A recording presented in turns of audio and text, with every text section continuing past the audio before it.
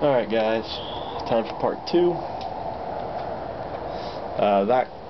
The focus of that one was the North American Union, which would have been, our response to the European Union, which for a time was kicking our ass economically.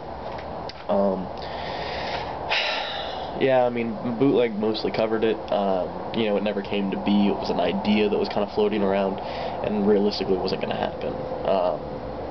The economies between our three countries are pretty different, as well as the social aspects of the countries, whereas in Europe, while they're different, they're still pretty similar, and they were willing to do it, whereas I really don't think you'd have a lot of Americans really willing to do something like that.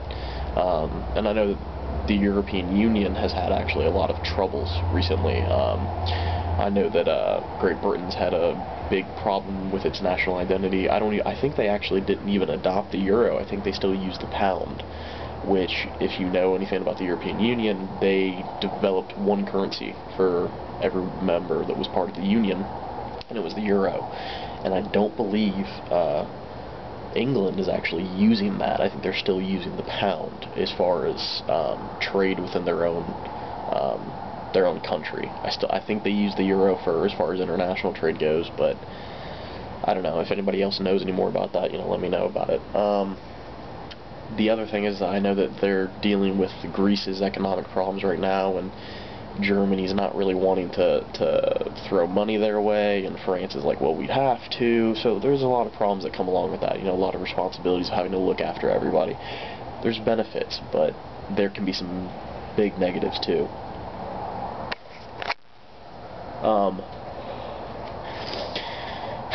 The other thing I noticed that, Bootleg, you addressed that you don't feel that your voice is really heard as far as this government is concerned. Not specifically, the Obama administration, but just in general, under anybody's administration. And I kind of agree with you. We're not a democracy. We're not. We are a democratic republic. Which, with a country of the size, hundreds of, millions of people, it's unrealistic that every little issue could be discussed by, every single person would have a say on it. You'd be voting every other day, and it's just not too realistic. Democracy, you really need to have a small country to be able to pull off an actual full-fledged democracy. What we have is kind of a hybrid.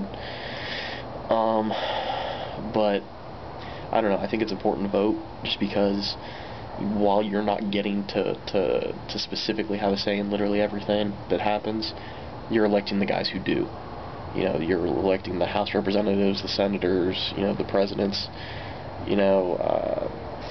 and those have big repercussions. As you can see, we had Bush for 8 years, now we have Obama, pretty different, ends of the political spectrum, and they do completely different things.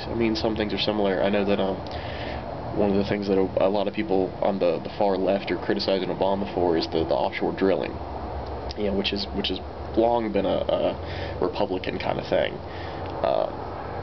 If you look, I think that was one of McCain and Palin's platforms, was that they were offshore drilling. So sometimes they overlap, and that's kind of a sign of a good president, being able to go across party lines. And if you look, with the healthcare thing, as much as people hate it, he did try genuinely to have both parties come to the table with that, and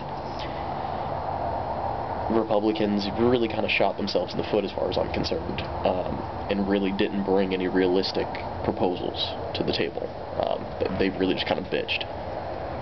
But I do think it's important to vote in both, the national elections and in your state and local elections.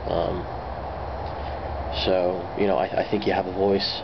It's a small voice, but it's a voice, and when it's with, thousands of other people, it can be a pretty strong one. So definitely stick with that. Hold on, let me come over here and see if there's anything else that I took notes on specifically.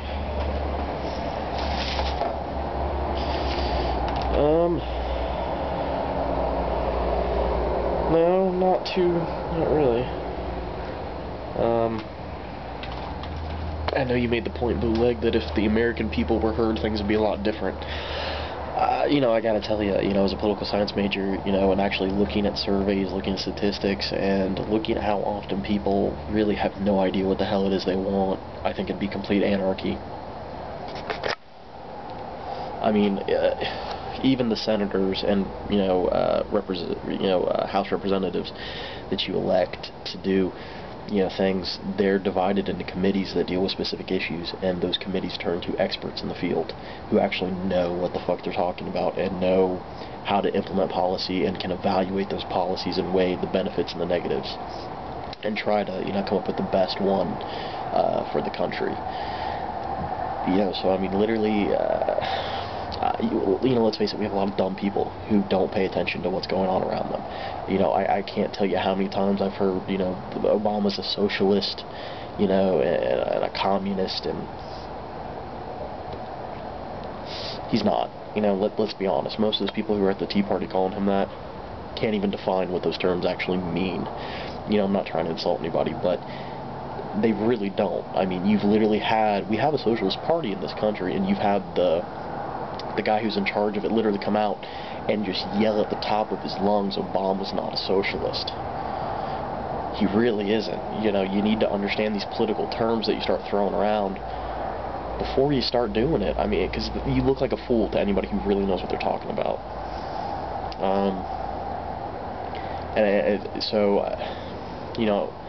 There's a reason why we elect these guys who have college educations and have some political experience to handle all this stuff, because your average person, realistically couldn't do it.